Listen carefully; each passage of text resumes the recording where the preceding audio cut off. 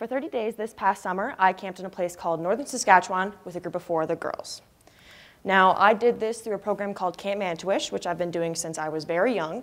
Pretty much what happened is my older sister learned from some family friends about it, and one year we drove my sister down to Manitowish, down in Boulder Junction, Wisconsin, and at the time, I wasn't a very outdoorsy person. I didn't like mud, I didn't like bugs, wasn't too excited to be going down there. But then I stepped out of the car, and I remember walking around Manitowish, and it was this sort of love at first sight thing. I saw everybody so excited, and I saw all the activities ready to go, and I really wanted to go to Camp Manitowish.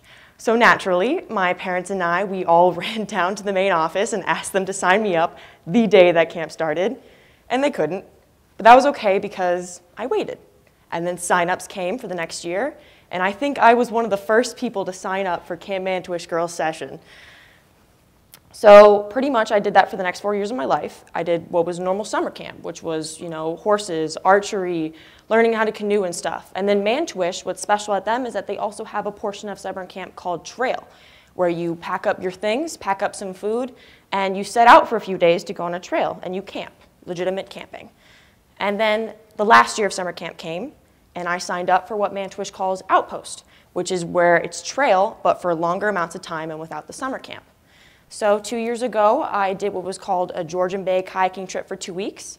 And then last year, I signed up for something I never thought I'd do, but a month-long canoeing trip up in Northern Saskatchewan. Now, I didn't like canoeing when I was younger, so signing up for this trip was a little weird for me. But it ended up being one of the best decisions I ever made. So let me tell you a little bit about what a normal day looks like. Pretty much what you do is you would get up in the morning, you'd get out of your tents, you would make your breakfast on your nice little portable stove with your dehydrated food, and then you'd pack up your stuff. And you, as quick as you can, you'd get on the water, and then you'd paddle as far as you could to make your route that you had to for that day. Now, a part of those days includes something called portaging, which you see up on the screen. This wasn't my favorite part because, as I told you before, I went kayaking the year before, and I loved kayaking. So because canoeing is the awkward child between kayaking and backpacking, what you'd have to do is when you reached a point you couldn't paddle any longer, you'd have to pack up your stuff, put it on your backs, and then hike as far as you can until you can paddle again. I got used to it by the end of it, but I still love kayaking a little bit. Another thing we did was run rapids. Now the ones you see on the screen here are a little too dangerous for a couple girls in canoes, and we couldn't handle these kind of rapids. But we did do some, and I was very nervous at the beginning of our trip to do them. I mean, look at that. It's a little scary to have the water completely control your boat, but luckily Manitowish and my counselor taught me so well how to deal with running rapids that by the end of it, I loved it. And then by the end of the day, you'd reach my favorite part, the nighttime, when you'd finally dock your boats, you would get out, you would shuck off all your freezing cold, wet clothes, set up your tents, make a fire, get warm, and then go to bed. Now, a lot of people kind of ask me why I do this. I am voluntarily signing up for physical and mental stress. But there's a huge emotional benefit to this. Now, I'm going to tell you a story, and I don't have a picture of it, so try to imagine it with me, but on day 2 of our trip, we had finally gotten done with many, many portages, and we were actually paddling for the first time in a while, and paddling was my favorite part. So, what happened was, I heard my friends in the background, and they were laughing. They were having fun, and I was in the front of the boat, and I was paddling. And then all of a sudden, I noticed that the lake went still. And it was like a mirror, and I could see the sky on the lake, and it was as if I was paddling through the sky itself. I must have been a bit overwhelmed by how beautiful it was and by how much fun my friends were having, because I started crying a little bit. And now I know what you're thinking, day 2, not a good time to cry when you have 28 more days left, but it was the most genuinely happy moment I'd ever felt in a long, long while. Now, on top of all this joy and all this happiness that I got from being out there, there's also a mental challenge. I went into this trip with a little bit of a problem. I was having trouble with my own self-confidence. Now, the Heart of Leadership Foundation says that 74% of girls feel the need to please everyone. That's a huge statistic, and one that I was very much so part of. Now, that showed itself through me apologizing needlessly, constantly. And in a trip where communication that needs to be easy and open, Saying sorry all the time is not how to do that. Luckily, my friends realized this on day one.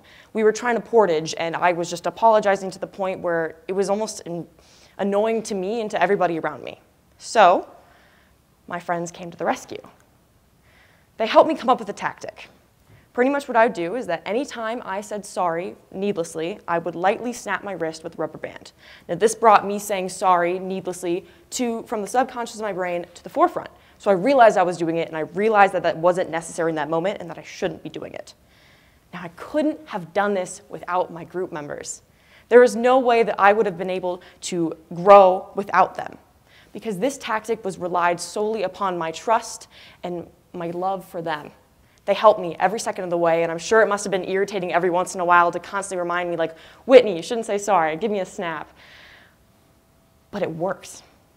By day 28, I came around, and it turns out that I was communicating. I was communicating openly and confidently, and I wasn't saying sorry all the time. And it was all because of them.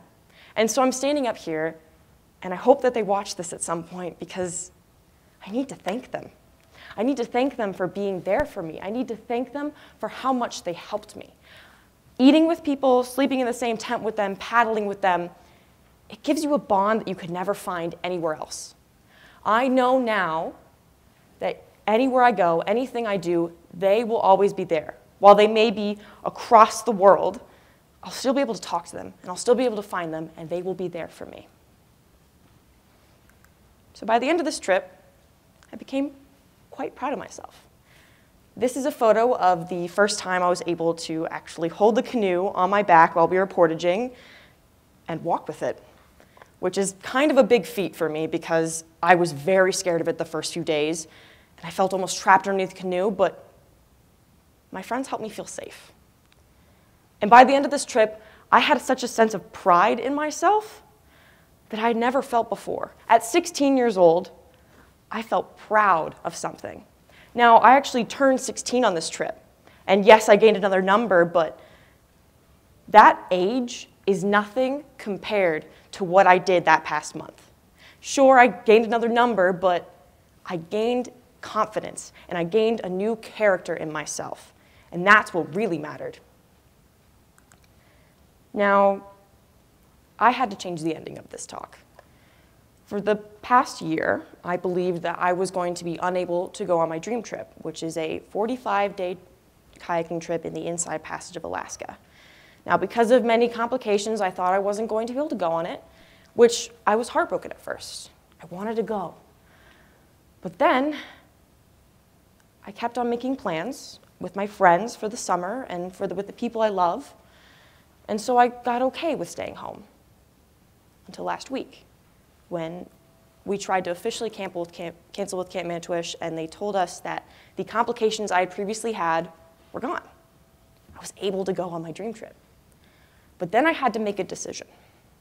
I either left everybody I love, and I go for an entire summer, and I don't worry about colleges or anything or the rest of my life, and I go on my dream trip. Or I stay home, and I worry about my life here, home. Now this is the point where I have to thank all the people I love, my friends, everybody, for letting me go, because I will be gone from them for an entire summer. But this is worth it. If I'm going to be a better person by the end of this trip, it's worth it. And so I thank my friends and my family for giving me the opportunity, and I thank Camp Manitowish for giving me the opportunity to go on these amazing trips and for me to become a better person. These outdoor trips, they're worth it. If there's anything I leave you with today, it's that it's worth it. Thank you.